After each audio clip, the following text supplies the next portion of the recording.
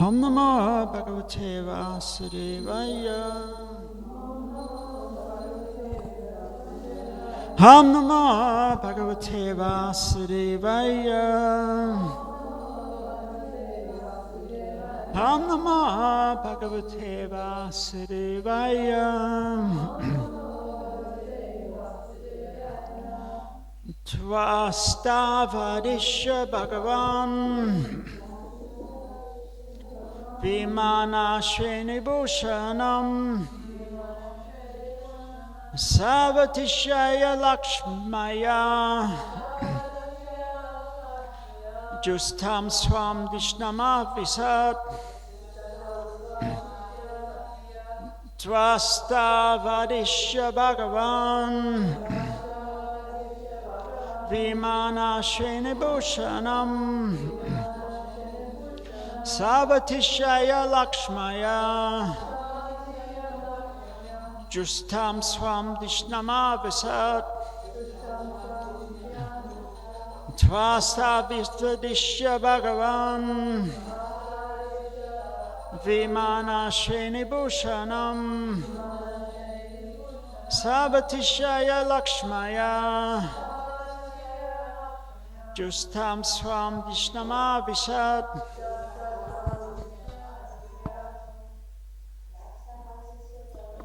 Swadastisha Bhagavan Vimana Srinibhushanam Savatishaya Lakshmaya Justam Swam Dishnamavisat Swadastisha Bhagavan Vimanasheni Bhushanam Savatishaya Lakshmaya Justam Swam Vishnamavisad.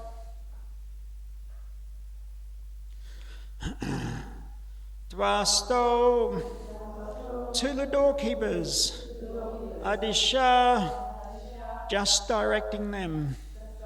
Bhagavan, the Supreme Personality of Godhead. Vimana Shrena Bhushanam, always decorated with first-class aeroplanes. Sava Atishaya, in every respect extensively opulent. Lakshmaya, opulence. Justam, bedecked with. Swam, his own. Dishnyam, abode. Avishat, went back. Translation per Bhagavatam. Translation. After thus speaking at the door of Vaikuntha, the Lord returned to his abode where there are many celestial airplanes and all surpassing wealth and splendour. Purport. It is clear from this verse that all the incidents took place at the entrance of Vaikuntha Loka. In other words, the sages were not actually within Vaikuntha Loka, but were at the gate. It could be asked, how could they return to the material world if they entered Vaikuntha Loka? But factually, they did not enter, and therefore they returned. This is, of course, referring to the four Kumaras. There are many similar incidents where great yogis and brahmanas, by dint of their yoga practice, have gone from this material world to Vaikuntha Loka, but they were not meant to stay there. They came back. It is also confirmed here that the Lord was surrounded by many Vaikuntha aeroplanes. Vaikuntha Loka is described here as having splendid opulence, far surpassing the splendour of this material world. All other living creatures, including the demigods, are born of Brahma, and Brahma is born of Lord Vishnu. Krishna states in Bhagavad Gita in the 10th chapter, Aham Savasya Prabhava, Lord Vishnu is the origin of all manifestations in the material world. Those who know that Lord Vishnu is the origin of everything, who are conversant with the process of creation, and who understand that Vishnu, or Krishna, is the most worshipable object of all living entities, engage themselves in Vishnu worship as Vaishnavas. The Vedic hymns also confirm this, Om Tad Vishnu Param Padam. The goal of life is to understand Vishnu. The Bhagavatam also confirms this elsewhere. Foolish people, not knowing that Vishnu is the supreme worshipable object, create so many worshipable objects in this material world, and therefore they fall down.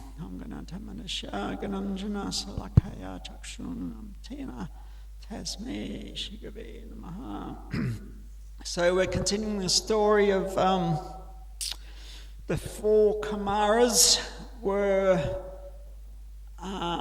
not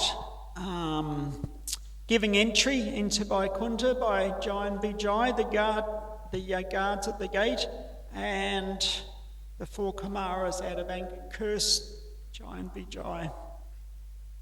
So at this point, they're just the four Kumaras, after taking darshan of Vishnu, and they're just leaving.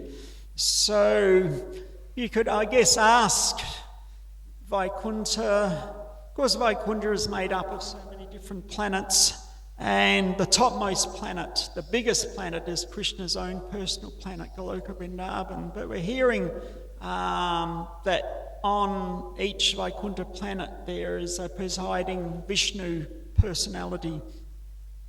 So this was the Vishnu personality that the four Kumaras had spoken to, taken darshan of. But you'd ask, in the spiritual world, even at the, is there a need for a gate? What's the need for a gate and guards? It's not to keep people from getting out, because once you're there, you're not going to want to be leaving. So then you'd assume it stopped unqualified people getting in. That's normally why we have gates and guards, to stop unqualified people getting in.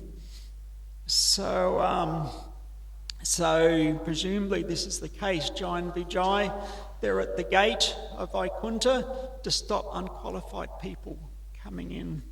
Because to enter into Vaikuntha, Goloka Vrindavan, you need a certain state of heart, 100% pure, develop love of Krishna, or Krishna Prem. Unless you're qualified in that sense, you're not going to be accepted, given entry into Vaikuntha Loka. So you see this type of security. I mean, business is booming everywhere. There's guards and there's gates and there's security and CCTV. Even on the Hare Krishna farm here, we have CCTV and have a boom gate, and everybody is like that.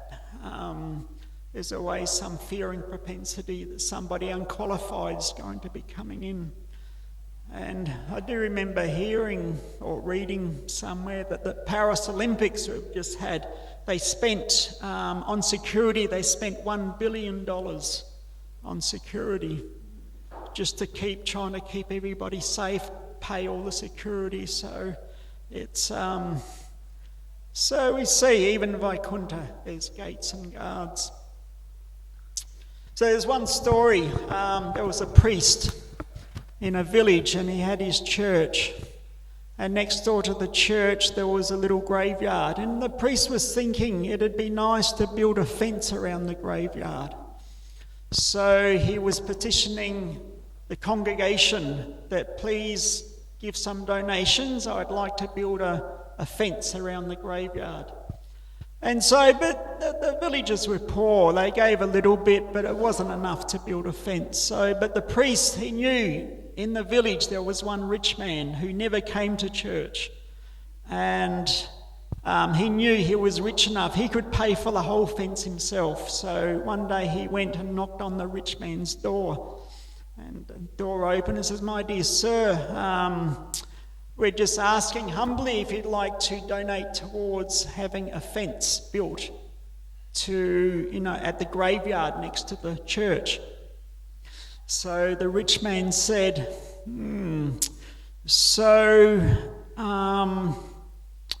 he was thinking, is there anybody who is trying to get out of the graveyard? And the priest said, well, no, nobody's trying to get out of the graveyard. So then the rich man said, so is there anybody trying to get into the graveyard? And the priest said, well, no, nobody's trying to get in. And the rich man said, so you don't need a fence. And he closed the door. So the moral of the story, unless somebody's trying to get in or out, you don't need a fence or a gate. So that was the rich man's logic. Where's the need for a fence? And even like in Jagannath Puri, many temples in India, but particularly Jagannath Puri, they stop foreigners coming in unless you're a Paka Hindu. And you can say what your gotra is, your like seminal lineage coming from the Sapta Rishis, unless you can say they won't let you in. So the guards are there to stop what they consider unqualified people coming in. Into the temple. Of course, that goes back to the time of, the early days of the British Raj, that, the Englishmen would come into the temple without taking their shoes off and, take jewels and all the jewellery and so many things, wealth from the temples. So, particularly at Jagannath Puri, they have established that nobody unqualified can come into here. So, Prabhupada mentioned in the purport that there are many similar incidents where great yogis and brahmanas, by dint of their yoga practice, have gone from this material world to Vaikuntha Loka. So, we know particularly the story of Devasa Muni, that, he cursed or offended Maharaj Ambarish And as a result, Vishnu's Sudarshan Chakra started harassing him. So Devasa Muni was running all over the place trying to take shelter of different people. Please help me, this Sudarshan Chakra. And everybody said, well, this is Vishnu's weapon. You need to go to Vishnu. He went to Brahma and to Lord Shiva. We can't help you. Go to Lord Vishnu. So he went to Vaikuntha Loka, and it's actually mentioned. If you examine the text, Prabhupada seems to indicate that Devasa Muni actually entered right into Vaikuntha Loka and surrendered to Vishnu. And even then Vishnu said, well, it is my weapon, but you've offended my Vaishnava. You have to fall at the feet and beg forgiveness from the Vaishnava you've offended. So in that way he did, and he was relieved. But from the harassment of the Sudarshan Chakra weapon. But it's interesting to understand that he wasn't stopped at the gate. He was able to, it seems to indicate, he was able to enter right into Vaikuntha. So it's mentioned that in the Brahma Samhita that there's reference to different guards around Vaikuntha Loka. Not just Giant Vijay, so many different guards. So sometimes they're known as the Dikpalas, which are known guardians. So in Vastu, they deal with what's known as they call the Ashta Dikpalas, or the 8 guardians of the different directions. So according to the science of Vastu, you build a particular house in a way that's pleasing to these 8 guardians of the different directions, and that house will be very spiritually surcharged in that way. So, and Vrindavan Dham, Mayapur, different places, you have shrines established and known as Dikpalas, particularly like Lord Shiva as the guardian of the Dham, like that. So these Ashadikpalas, one of them is a form of Lord Shiva known as Ishana, and so his special function is to guard the holy Dhams, to stop unqualified people coming in. So it's understood Devasa Muni, he's also a partial expansion of Lord Shiva. So this, I'm just sort of speculating here, but maybe this is why Devasa had that ability to actually enter into Vaikuntha Loka. He couldn't stay, but enter in for some time because of his, that partial expansion sort of quality of Lord Shiva. So because, Devasa Muni, he doesn't really have the proper qualification to enter into Vaikuntha Loka. He has a very bad temper, as we know, and, he often gets himself into trouble for offending Vaishnavas in different ways. So in that way, he wasn't really a proper candidate to remain in Vaikuntha Loka, but still he had some special facility to enter in, at least for some time. It's interesting, Satsrup Maharaj, who was one of our very early devotees, Prabhupada disciples back in the 60s, he recounted one time that he had a dream that he was trying to get into Goloka Vrindavan. He was trying to, get through the gate. And there was a guard there, and he said, stop, who are you? And Satsrup Maharaj, he says, I'm Satsrup. I'm trying to get in. And the guard said, well, we have lots of Satsrups here. Which Satsrup are you? And he said, well, I'm Prabhupada Satsrup. I'm a disciple of Srila Prabhupada. And they go, oh, Prabhupada, okay, you come in. And so that was the dream that he had. So, I guess, it's the saying, it's not what you know, it's who you know. So you need good connection sometimes. So in this sense, Guru is our connection.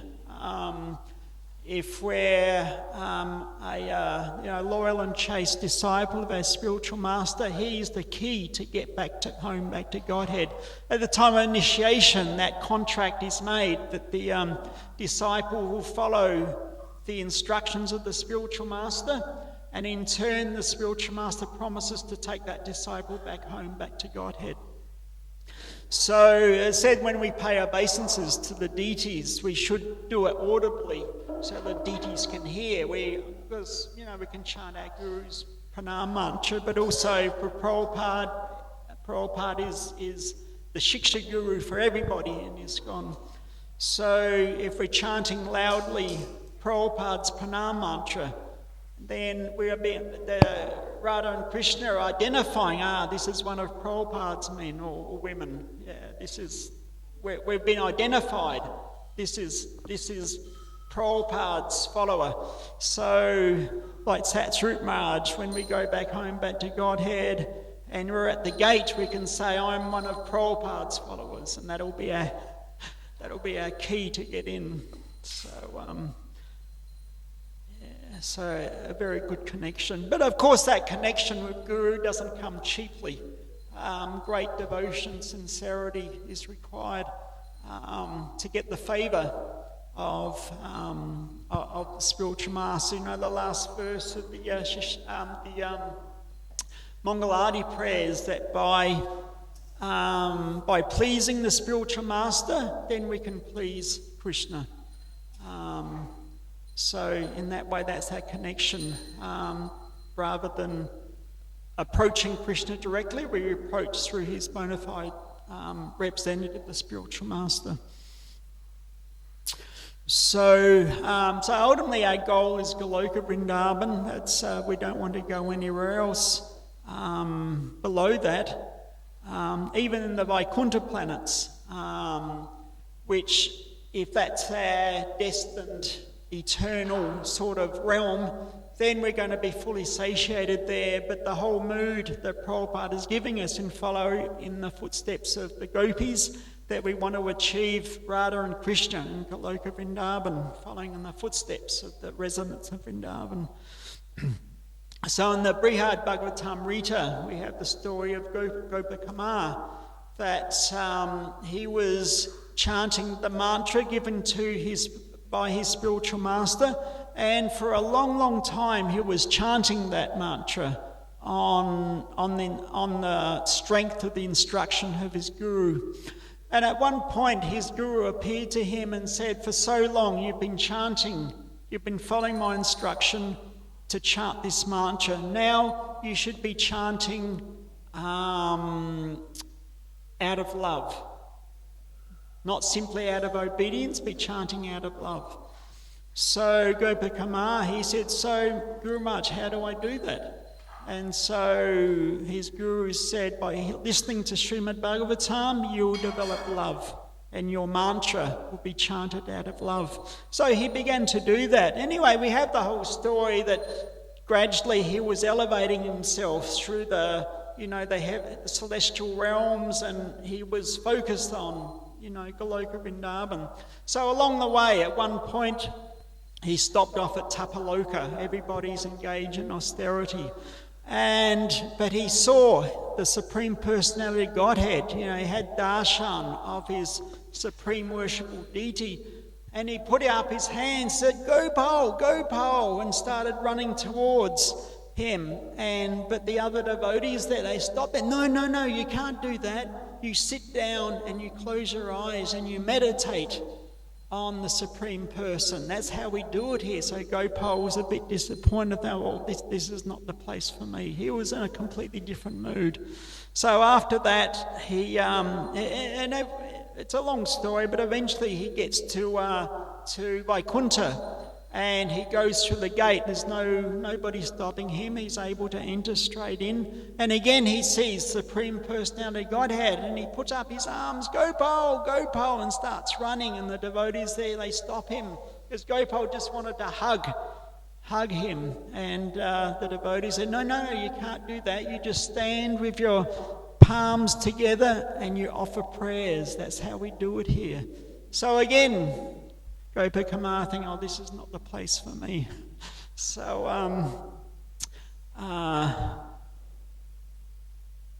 so he was very fixed. I mean, he had that eternal identity as a cowherd boy, and he was in that particular mood. And wherever he went, the other residents, they weren't in that same mood. They got a bit upset that Gopal he wasn't doing what they were doing. So anyway, eventually he achieves Goloka Vrindavan, and there he was able to hug Krishna. He eventually received that. So again, in the purport, Prabhupada said it's clear that from this verse that all the incidents took place at the entrance of Vaikuntha Loka. In other words, the four Kumaras weren't actually in Vaikuntha, but just at the gate.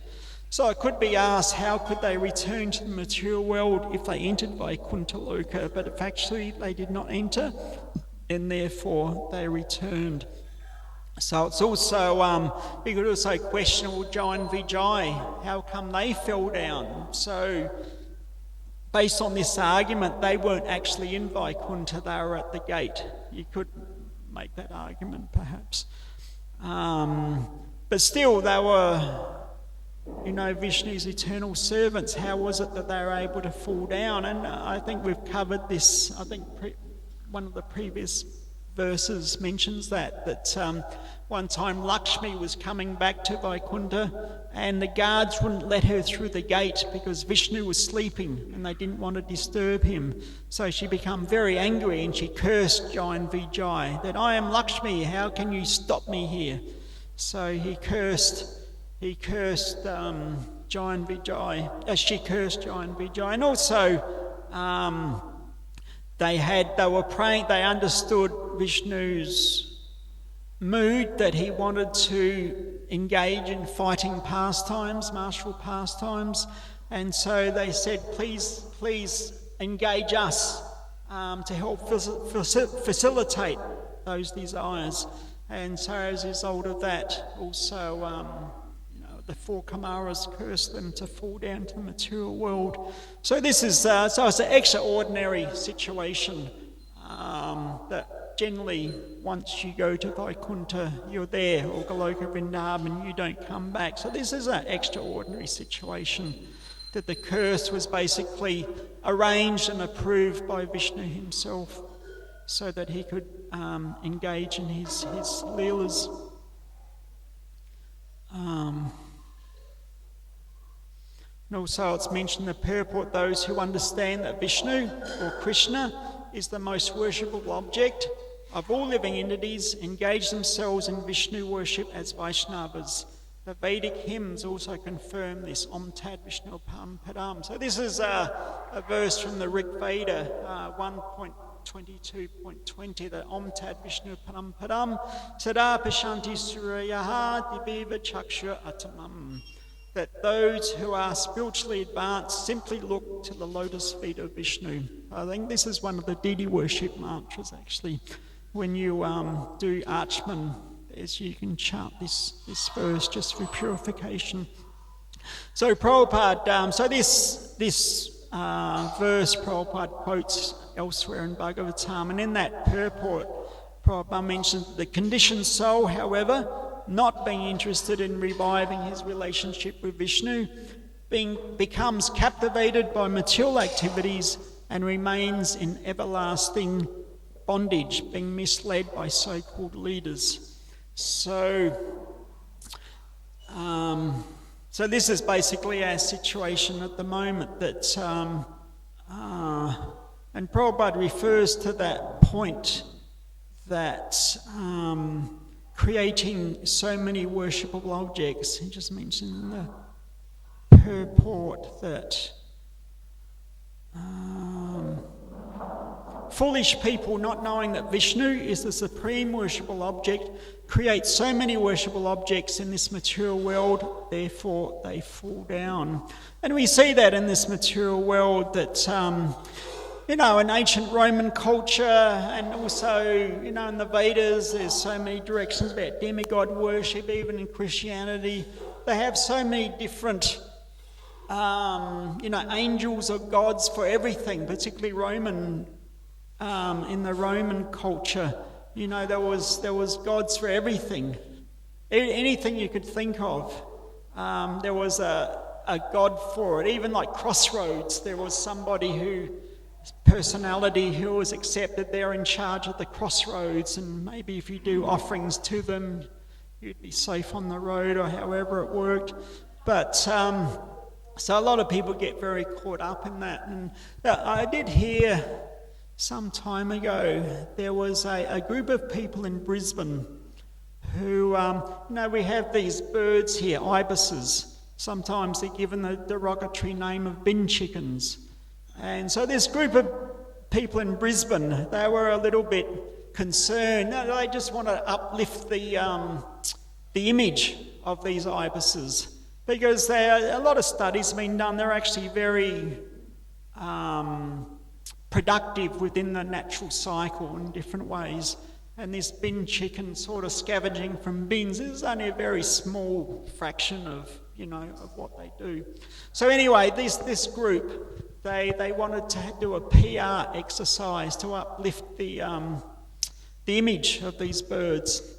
So they notice in ancient Egyptian culture, there's one god who has a human body and an ibis head. So his name is Troth. So this group in Brisbane, they called themselves Disciples of Troth. And their goal was to uplift the image. So this is what happens, if you're not worshipping God, you start worshipping birds and so many different personalities. And even Prabhupada mentions in Bhagavad Gita that during World War II, this one Indian businessman, he was doing arti to Hitler because he was making so much money on the black market because of the war. And he was worshipping Hitler. So thank you for bringing the war. I'm getting very rich. So we see, Hollywood actors and, celebrity musicians, etc. People go, there's fan clubs. People go crazy over it. You see somebody in the street who's famous and they get mobbed in different ways. And I was just looking at like Taylor Swift, who's she's at the high point of her career apparently, that she on Instagram, TikTok and X, she's got over 400 million followers. So, this for somebody who's trying to influence, politicians or whatever, they get somebody that on their, in their camp, they can influence, a lot of different people just through that sort of, internet sort of coverage. But as I said, this is what happens when you're not worshipping God, because Prabhupada is more direct, so if you're not worshipping God, you're worshipping dog. So instead of G-O-D, it's D-O-G. So this is what happens. Because it's a propensity for the human, psyche to look up to somebody, to worship somebody, and because that's there originally in the jiva, that we have our original eternal relationship with Krishna. But try to fulfill that propensity, we do that in the material world in a very perverted way, that we look for somebody who, we can offer that worship to. And in that way we're thinking, because I'm associating with a famous person, some of that fame will wash out on me, or that there's some idea like that. So we need to be very careful that we don't get caught up in this mainstream media, and that we, sports stars or, Hollywood celebrities, etc., that our focus is ultimately on Radha and Krishna, because they're in the highest realm, in the spiritual world, so that's where we want to go, and we do that by worshipping Radha and Krishna via meeting the spiritual master.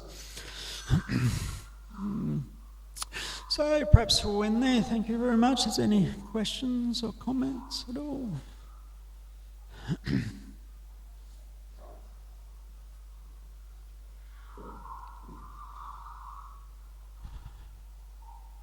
You have a question?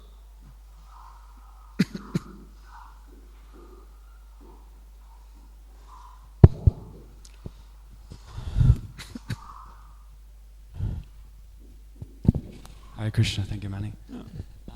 You made an interesting statement earlier, and as we're talking about relationship, and you said it's not what you know, it's who you know. And I was once taught this: it's not who you know, it's how you know them.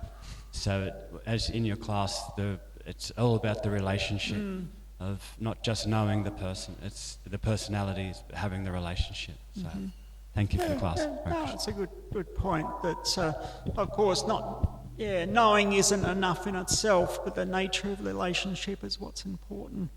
So, but if we're acting in a way that the spiritual master will bless us, and then if we're blessed by Guru, Krishna is blessing us also, and in that way, the full blessings are there. So, yeah, very good point. Nectar Devotion mentions that, gives us the definition of pure devotional service, that free of karma and garn. So, and I think Ishvaku Prabhu's class mentioning about the relationship of Jai and Vijay with Vishnu, as Hiranyakasipu was in the nature of anger. So that's, unfavourable relationship with Krishna. So, so simply knowing is good, but knowing in a very favourable way that you induce their mercy is ultimately what's required. Yes, what did you?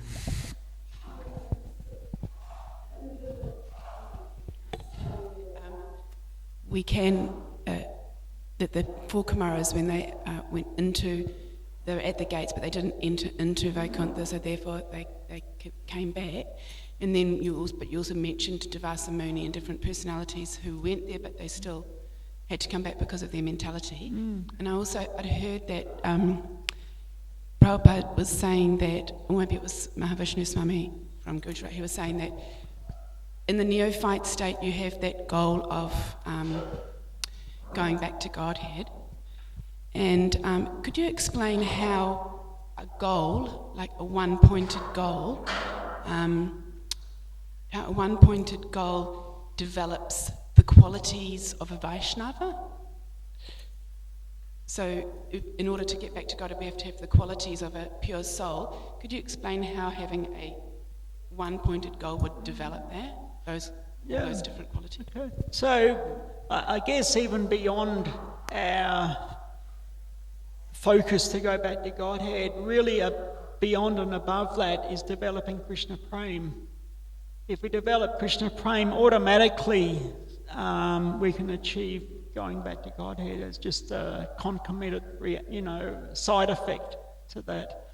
Because trying to go back to Godhead without Krishna Prem is not going to work. But if we have Krishna Prem, automatically that goal. And so Krishna Prem means we're worshipping, we're associating, with Guru and Krishna, through mantra and worship, etc. So, Prabhupada gives the classic example of putting metal into fire. The metal takes on the quality of the fire. So, by worshipping Guru and Krishna, we take on their same saintly qualities. So, by that desire of worship, automatically those qualities will develop.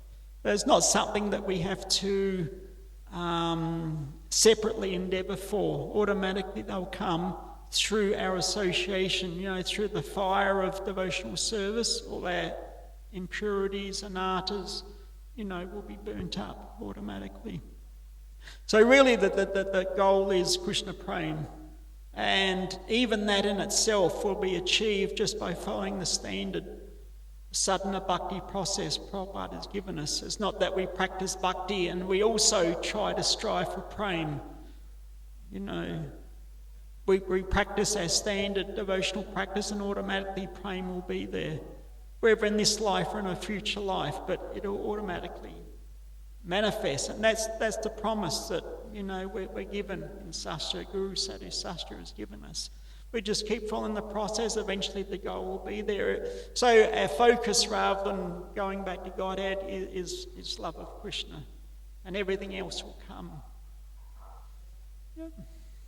Okay. All right, thank you very much. Prabhupada.